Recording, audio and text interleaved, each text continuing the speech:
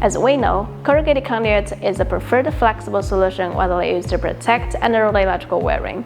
In this video, we'll get to know more about the standards and the color codes for corrugated conduits.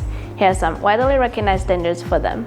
In North America, compliance with the National Electrical Code (NEC) and the Canadian Electrical Code (CSA) is essential for any electrical installation. Specific standards such as UL-1653 or CSA C22.2 number 227.1 define the dimensions, material properties, and performance for safe use of PVC corrugated conduits in the US and Canada.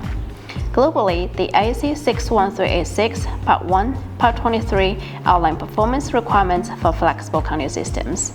In Australia and New Zealand, the standards AS and NAS 2053 Part 1 and Part 5 specify the requirements for corrugated conduits.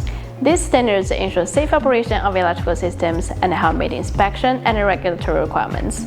Alongside these standards, color coding for PVC corrugated conduits plays an important role in identifying applications and ensuring proper installation.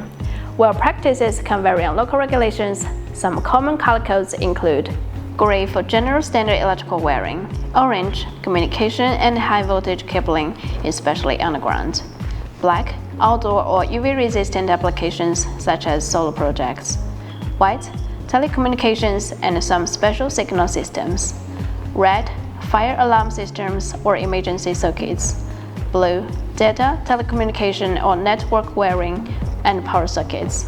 It's important to always refer to local regulations and project specifications to confirm the correct color usage. Proper color coding not only streamlines installation, but also enhances safety and simplifies maintenance or troubleshooting in the future. By understanding these standards and color codes, electricians and installers can ensure safer, more efficient, and code-compliant electrical systems. If you have any questions, leave us a comment or email us.